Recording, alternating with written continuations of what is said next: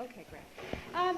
Okay, so last time we talked about the fact that from the time they're born, babies are figuring things out about other people, and they seem to be particularly interested in and sensitive to social signals that they get from other people.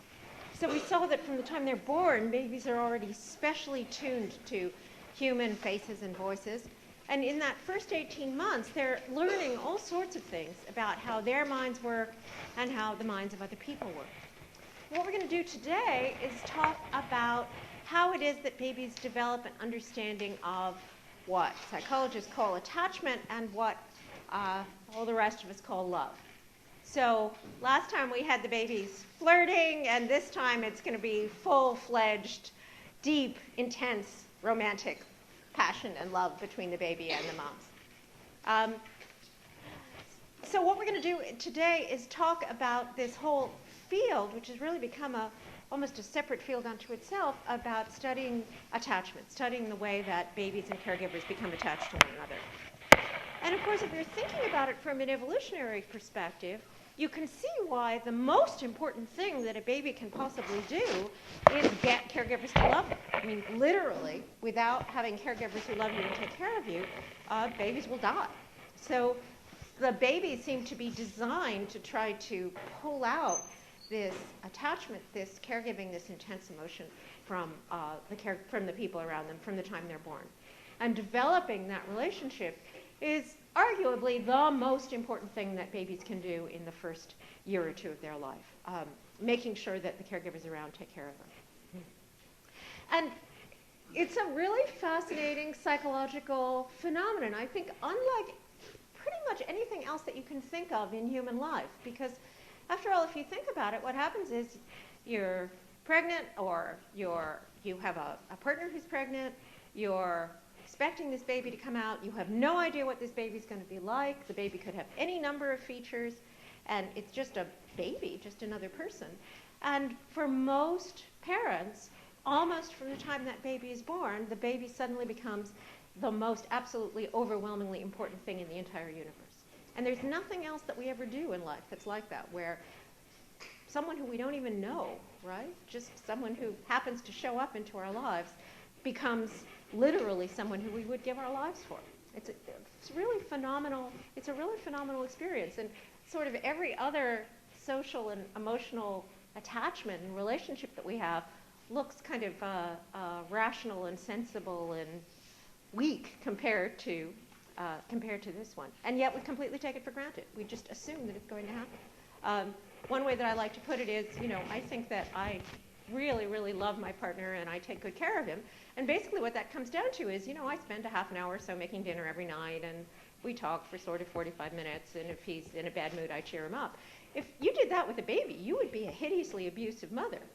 So if you think about, you sort of think about if you had a boyfriend or a girlfriend, and you did for that boyfriend or girlfriend what you do for any baby, namely spend every single waking moment when the baby is around taking care of them, right? Not have a second when, you imagine that you had a boyfriend who couldn't eat by himself and couldn't take care of himself, and that you had to feed him and keep him adjusted and get him to go to sleep and get him to wake up, that he cried on a regular basis and you have to figure out how to stop his crying. That is not a relationship that you would think would last for very long.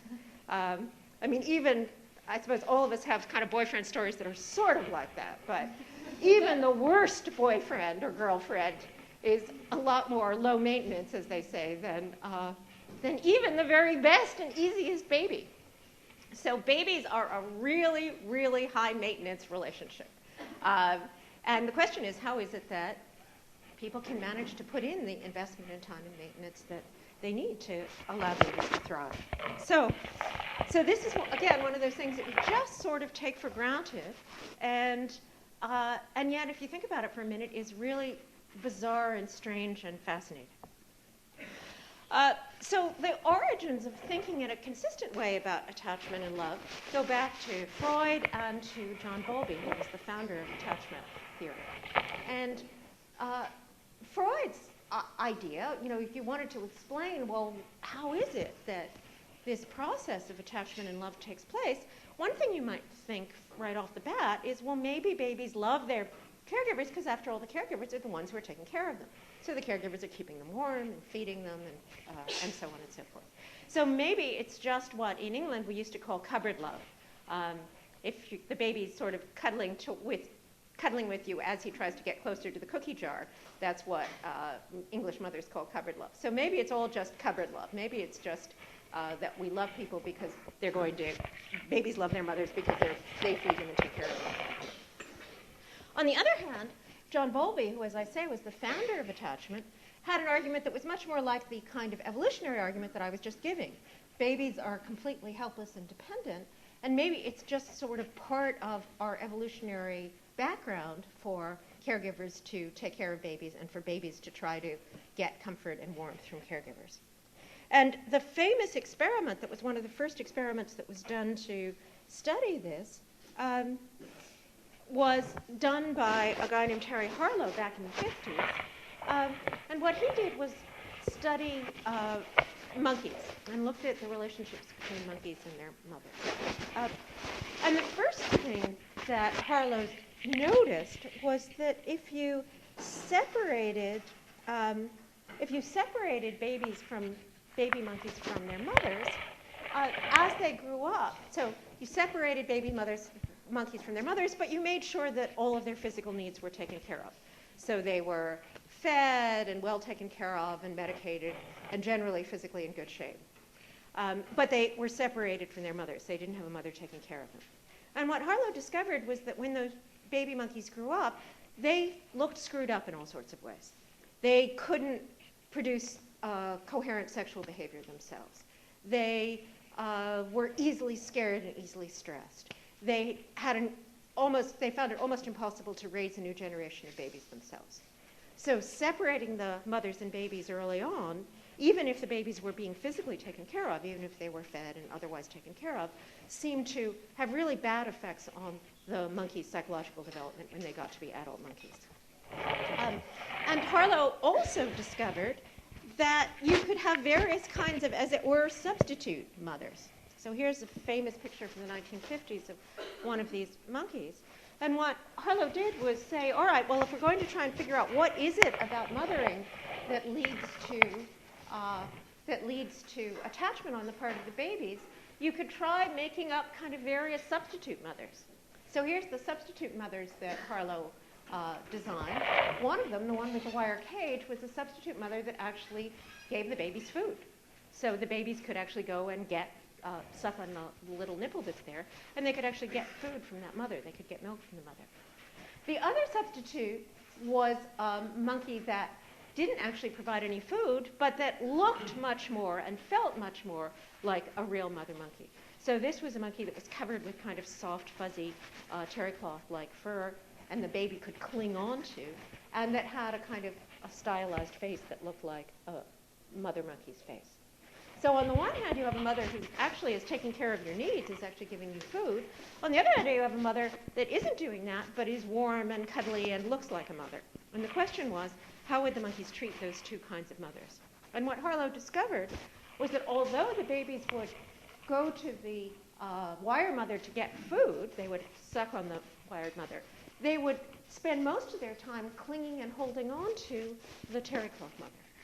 So in other words, the baby's instinct to be close to the mother, to be attached to the mother, to look as if they loved the mother, that was stimulated by things like whether the baby could cling to the mother, whether the mother had a face that looked like a real monkey's face, whether the monkey was soft and cuddly, rather than whether or not the mother actually gave the baby food or not. So that was a kind of very basic fundamental experiment that sort of started out this whole tradition of thinking about attachment and put it in this kind of evolutionary framework.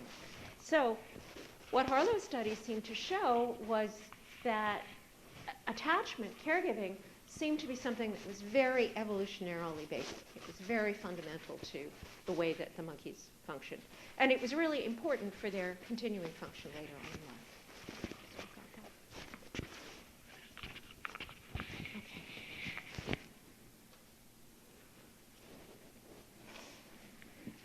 Now, the other thing that Bowlby described was that when you were looking now not at monkey babies but at human babies, there seemed to be this process by which human babies were becoming attached to their caregivers.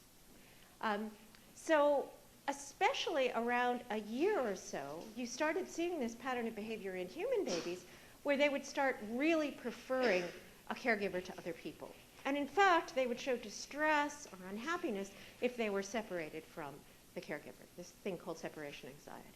And what Bowlby suggested was that you started out establishing this relationship with the other person, and by the time that babies were about a year old, in this kind of state of clear-cut attachment, you'd start seeing these very, very clear behaviors.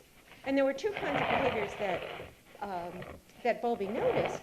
One of them was behaviors that had to do with having a kind of secure base. So the idea was that when babies were with a caregiver, what would happen is that if they were worried or unsure, they would run to the caregiver. And then they would go out and explore and find out about things, but then they would go back to the caregiver. And if you've ever seen about a 1-year-old or an 18-month-old baby, it's kind of like there's an invisible bungee cord that's attaching them to the mom. So as you watch, you'll see, a 1-year-old will see something interesting, and he'll sort of move out and start to explore and get further and further and further away from the mom. And then it's like all of a sudden he'll say, oh my goodness, what am I doing? Run back and hold on to mom for a few minutes. Just make sure, okay, you're still there. You're the secure base. And then go out and explore again. So Bowlby talked about this kind of secure base behavior. And he also noticed that babies at about the same time started to show this behavior that's called separation anxiety. And that is that if the babies and the caregivers were separated, the babies would get distressed. So if, say, a stranger came in and interacted with the baby, or if the mom left or the caregiver left, the babies would start to get unhappy. And again, at about the same age that you started seeing this secure base behavior, at around a year, you also started seeing this separation anxiety. And sometimes babies could be really distressed by the fact that the mom was leaving.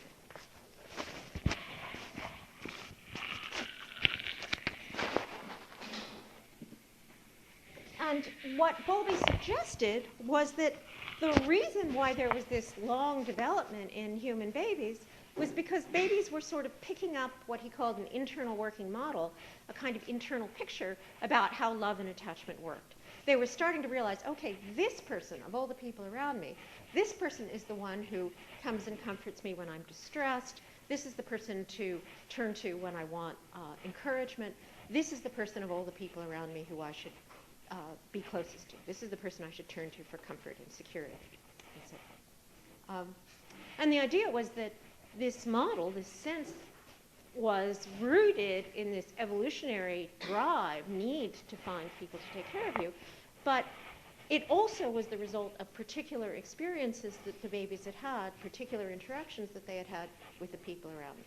So it was rooted in this drive to be close to someone, to be taken care of, that you could see in Harlow's monkeys as well. But at least in human babies, it was also the result of the experiences that babies had had about how caregiving worked. And I'll get back to that point later. Okay, has that cleared everybody so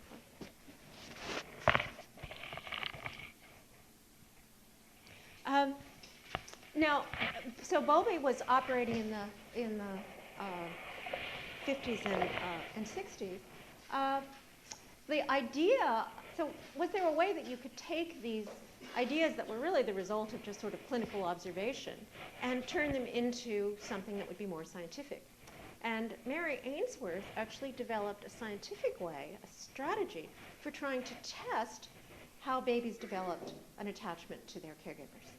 And the basic paradigm that she developed was called the strange situation. And the way the strange situation worked was that it was a standardized way that you could look at how mothers and children were interacting. And the way that the strange situation worked is that you'd have the baby and the mom in a room playing together for a while. Then a stranger, someone would come in who the baby didn't know and sort of try and interact with the baby for a bit. Then the mom would leave the room for 3 minutes, leave the baby alone with the stranger. Then after 3 minutes, the mom would come back again. And what would happen is that you could code how did the baby act in all these different phases of the experiment. So how did the baby interact with the mother in the first place? How did the baby respond to the stranger? What did the baby do when the mother left? And in particular, and as it turned out, this was actually the most important thing, how did the baby respond when the mother returned after the separation? And what Ainsworth discovered was that mothers and babies reacted, and again, not just mothers, but caregivers and babies, showed very different kinds of patterns of behavior in this situation. And you could categorize those patterns of behavior even across hundreds and hundreds of babies. There seemed to be some fairly consistent ways that babies would act in this situation. So one way that a baby would act, and she described these as being different kinds of attachment patterns that the babies had with mothers. So one kind of behavior is what Ainsworth called secure. And in this pattern, what would happen is the mom and baby would be playing. The stranger would come in. The baby would look a little bit suspiciously at the stranger usually, kind of give them this kind of slightly bug-eyed look. But it wouldn't be too bad. Then the mother would leave, and the baby would get terribly upset. The baby would start to cry. The baby wouldn't want to interact very much with the stranger, even if the stranger was trying to comfort her. And then the baby would come back, and then the mother would come back. The baby would be really happy to see the mother, run up to the mother, and then the baby would be comforted again. And very quickly, the baby would go back to playing with the toys or doing whatever it was that the baby was doing. Now, maybe this is just my kids, but I don't think so. When you sort of read the descriptions of this, it all sounds very clinical. You know, baby is upset and mother's leaving, and baby is happy and comforted when mother returns. But if you actually watch babies, it's much more intense than that. So my own oldest child is now a hip-hop fusion jazz performer, and he's basically a diva and has been a diva since he was a year old. And the way that he reacted to separation was by throwing himself at the window and clawing at the window with his fingernails and yelling at the top of his voice so that it could be heard for blocks. And this was, completely, utterly heartbreaking. I can remember the very first time that I actually managed to get myself to leave him was to go and see Annie, which was playing in London at the time. So my sister was in town, and she said, let's go out and go and see a play. So the play that we ended up seeing was Annie. And if any of you know about Annie, about halfway through Annie, right, there's these little orphan girls who don't have a mom, and they're talking about how much they wish that someone would come and take care of them. And this was, 45 minutes after I had Alexei crawling at the window and saying, "Mama, Mama," and I couldn't take it. I just left. I said, "I can't bear this anymore," got up out of my seat and got in a taxi and came home to find this baby, who, of course, was perfectly happily playing with the babysitter in the meantime. Even my non-diva baby, Bunny, who you will see, my cheerful baby, had much more dramatic attachment behaviors. And I was coming home from the Society for Research and Child Development once with Joe Campos, who's one of my colleagues here. And we were taking the taxi home from the airport. And he was actually explaining to someone else who was in the taxi, to one of the students, about attachment and about the fact that there were these different kinds of attachment behaviors. And he said, there's type B, which is the secure attachment, type A, which is the avoidant attachment. And as we pulled up to my house, Bunny, who was then about 2 years old, was actually playing outside on the sidewalk with his toys. And the taxi pulled up to the corner of the house, the corner of the block. I got out of the taxi with my suitcases, saw Bunny at the end of the other block playing with his toys, threw the suitcases onto the ground. Bunny saw me from the other end, threw his toys onto the ground. I started running from one end. He started running from the other end. You could hear him saying, "Mama, Mama," from the other end of the block. And it's his toys all over the street, my suitcases all over the street. It was like one of those movie clips with the lovers on the beach. Slow motion. And I could hear Joe Campos saying behind me, "That's a pure pattern of attachment. That's actually the type B pattern of attachment." Okay, so when we talk about these things, we talk about them a bit clinically, but they're really intense behaviors and intense emotions. However, not all of the babies that Mary Ainsworth saw showed this pattern of attachment. So what happened with another subcategory of babies was that when the mother left, the baby would actually sort of shut down their interactions. So instead of being distressed, or at least instead of showing that they were distressed, these babies would refuse to look at the mom as she was leaving. And in fact, they would pay more attention to the toys that they were playing with than they would to the mom's leaving. When the mom came back, the babies wouldn't show this pattern of being really happy about the mom coming back either. In fact, when the mom came back, they would be even more focused on the toys and making an even more concerted effort to avoid actually looking at the mom. So these babies seem to be coping with the separation not by being distressed and trying to get the mother to come back again, but by trying to damp down their own emotions. And one of the saddest findings that I know of in all of developmental psychology is that they actually could do psychophysiological studies of what was going on inside of the babies during this period of separation.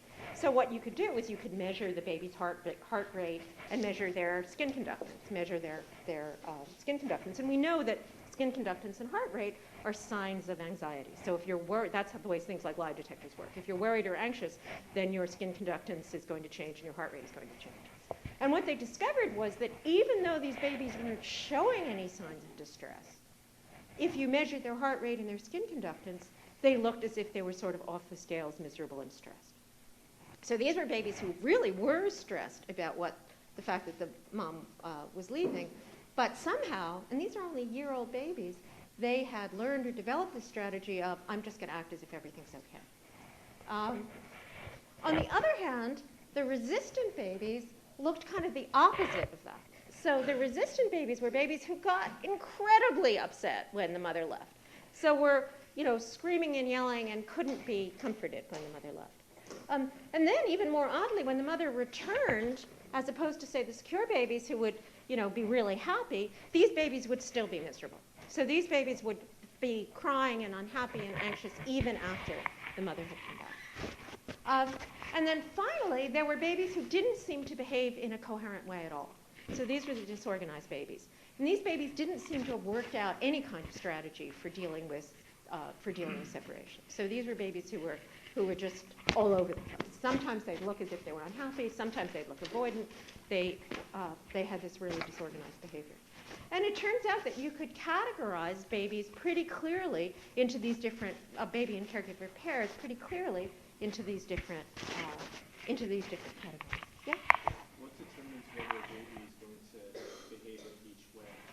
Ta-da! Okay. So here's the descriptions. Thank you. That'll be the next slide. So in secure attachment, you see this being upset when the mother leaves and calm. You saw these different ones, the avoidant and resistant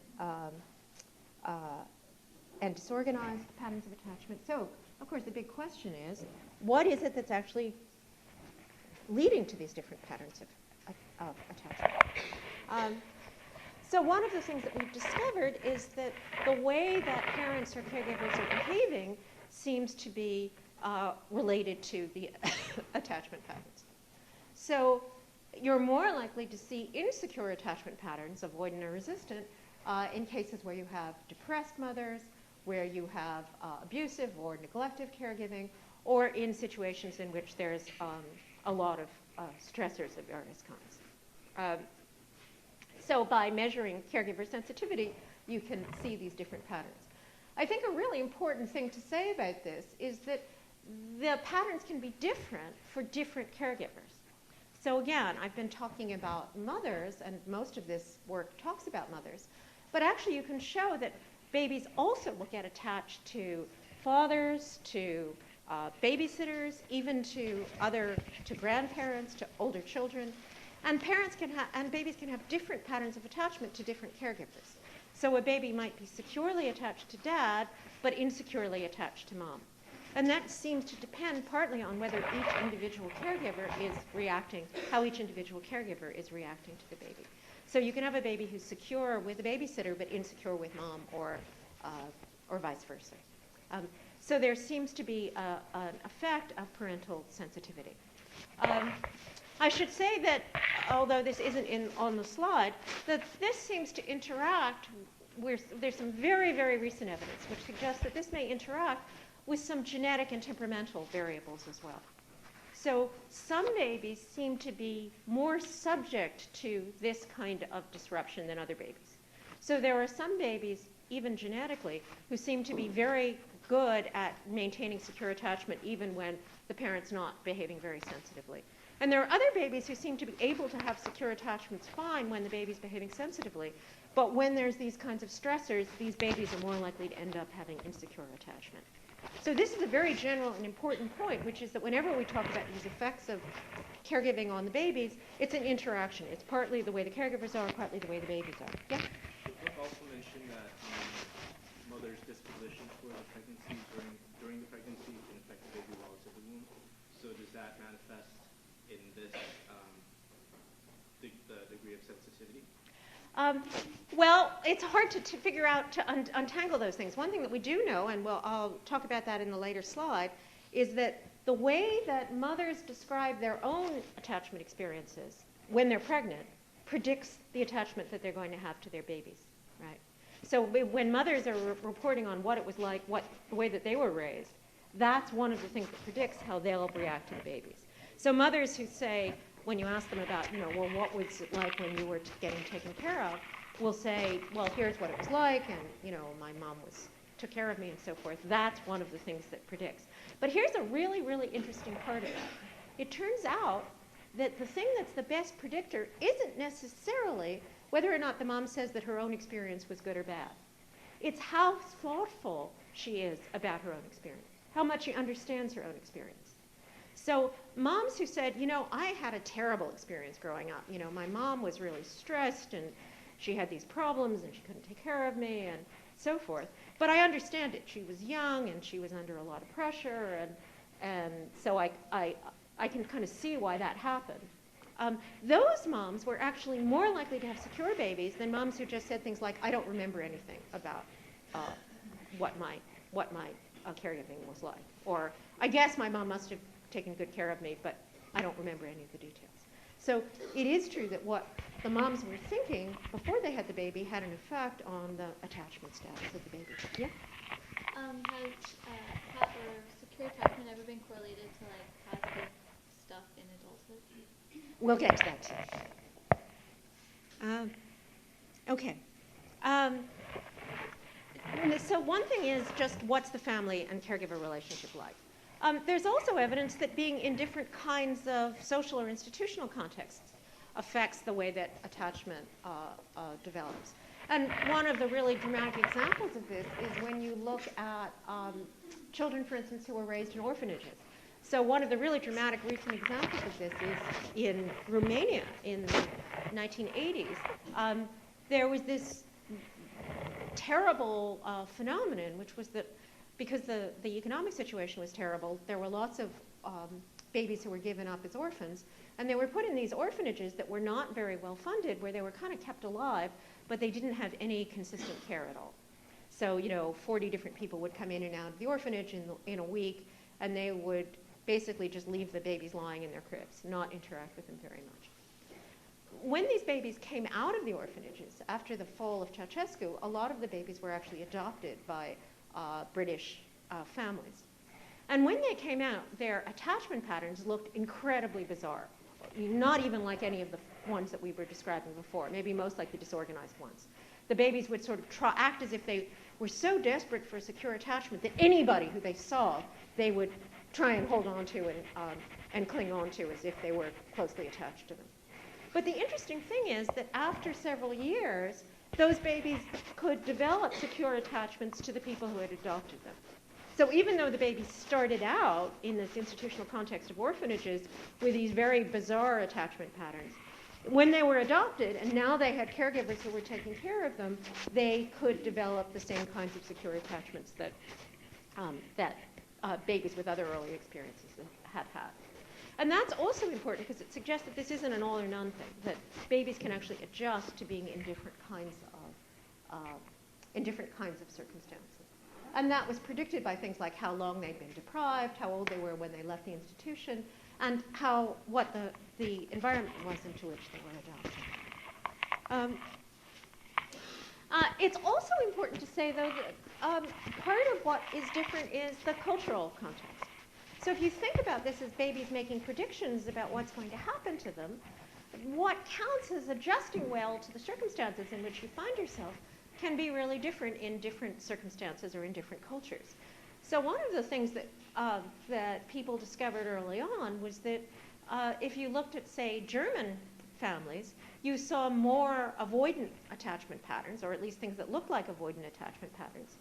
When you looked at Japanese babies, you saw more of what looked like resistant or anxious attachment patterns. Now, does that mean that those babies were more screwed up? That doesn't seem quite right. The thought is that particular cultures developed different kinds of strategies for dealing with things like attachment and separation. So, for instance, if you're these Japanese babies were never apart from their moms. The cultural tradition was that babies and moms were very close all the time. And what that meant was that when you were separated with your mom, it was a much bigger deal. It was much more traumatic than it would have been for, say, a North American baby who had babysitters and went to a preschool and had a lot of other people taking care of them. So it's not too surprising that in the strange situation, those babies behaved in a very anxious way.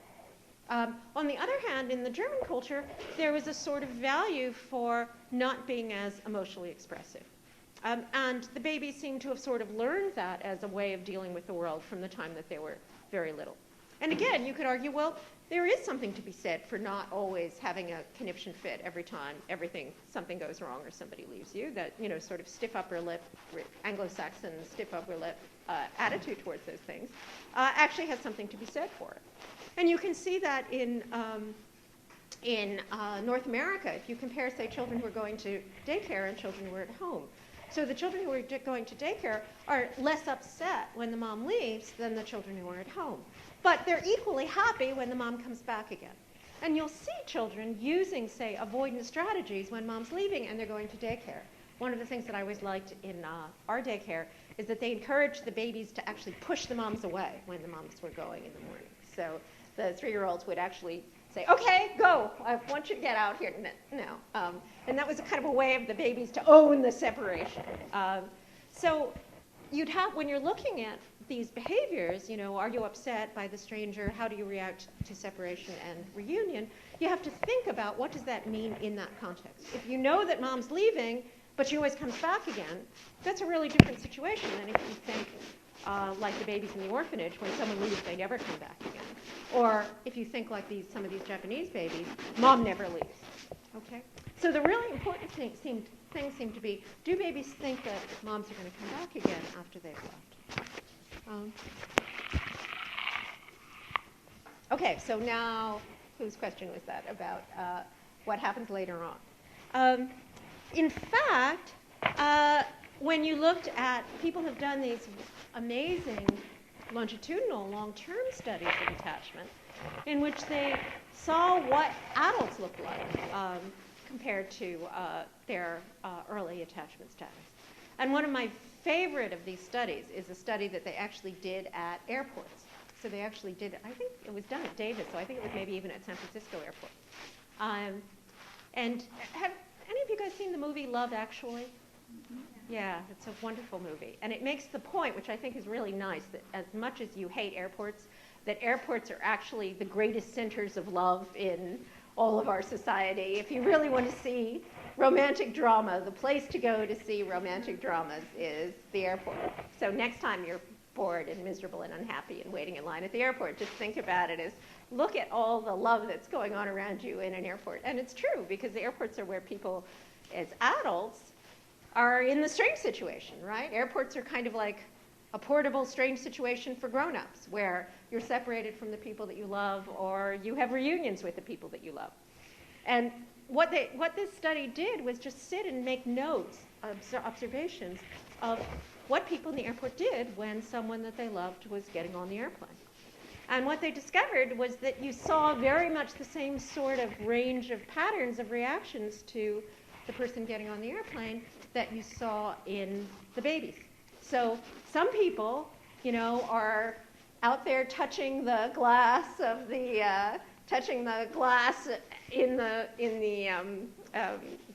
in the window that's looking out to the airplane and waving as their loved one is actually getting onto the airplane. And some people are very, very studiously reading the newspaper.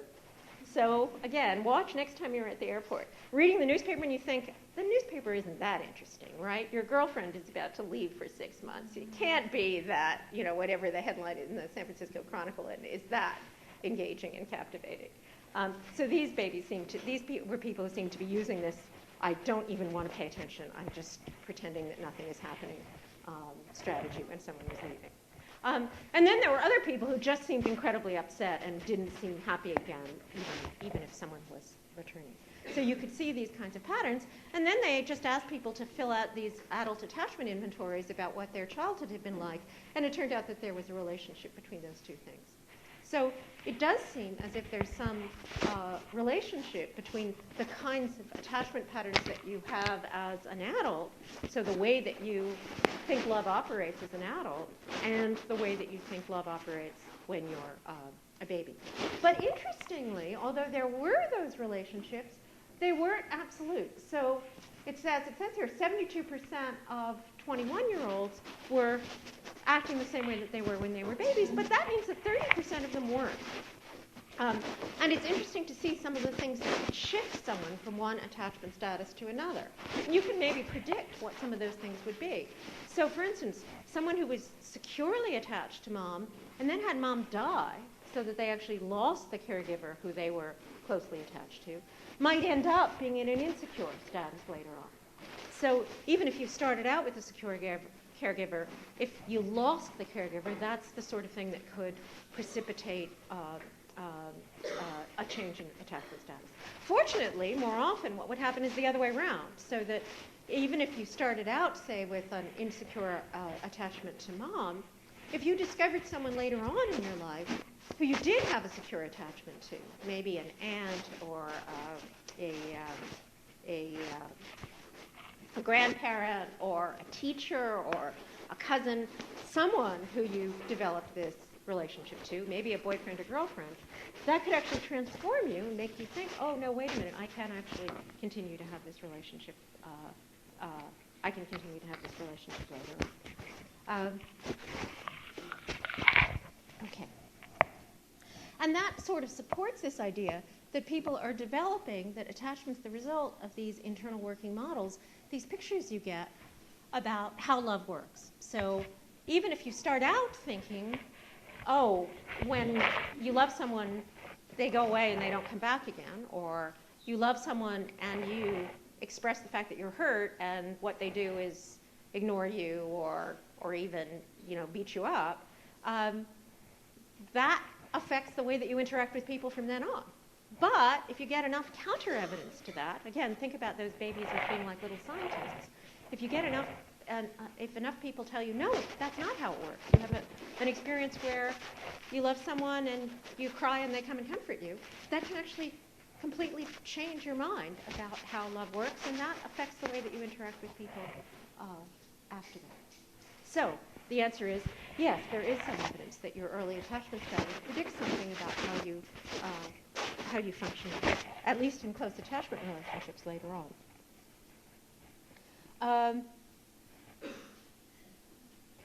Okay. So this picture is this picture about internal working models. The idea is that babies are actually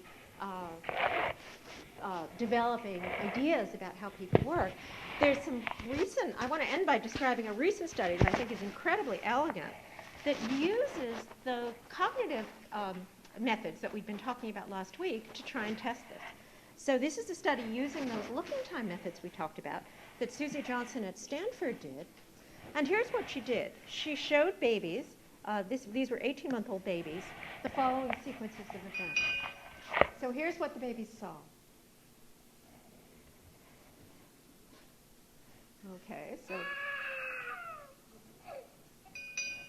Okay, that's what the babies saw. So it's pretty hard not to interpret that as there's a kind of mama ball and a baby ball, and the mama ball goes away and the baby ball cries. Then what she did was she showed them one of the following sequences afterwards. So here's one thing that the baby could then see.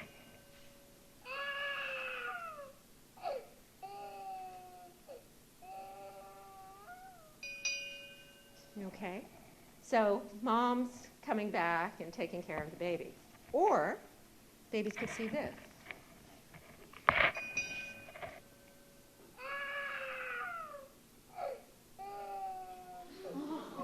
Right? So all of us are getting heartbroken by that.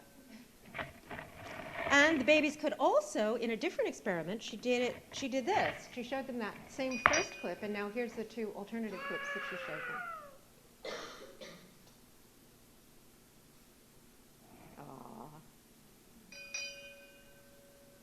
Or, so there's the baby going towards the mom to try and get comfort.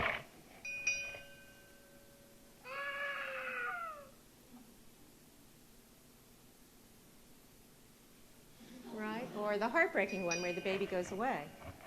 And what Johnson discovered, sort of amazingly, is that babies show different looking patterns depending on their attachment status. So the secure babies, just like the ahs and oohs in this class, the secure babies looked longer, were more surprised when the mom moved away from the baby or when the baby moved away from the mom. So they seem to expect that when the baby cries, the mom's going to get closer to the baby and the baby's going to get closer to the mother. But the avoidant and insecure babies, the avoidant and anxious babies, were more surprised when when the mom came closer to the baby than they were when the mom went away, left the baby. They were more surprised when the baby came closer to the mother than they were when the baby withdrew from the mother.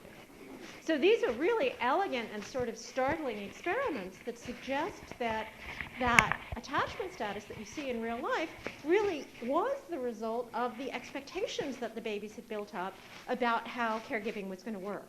So even in this kind of an experiment, it's very abstract, big circles and little circles. The attachment status predicted what the babies thought was likely to happen or what the babies thought was surprising. So you can sort of put together the picture. Remember, the babies of depressed mothers or abusive mothers were more likely to have avoidant status. And what seems to have happened is that those babies had figured out, oh, okay, when you cry, mom isn't likely to come close to you. Mom's likely to actually go away and try and avoid your crying. And that seemed to be reflected in the predictions the babies made in these looking time experiments, and also, of course, in the behaviors that the babies produced when they were interacting with the caregivers, and apparently also the behaviors that the babies produced 21 years later when they were sitting in the San Francisco airport. So let's stop there. What we're going to do is start talking about language next week.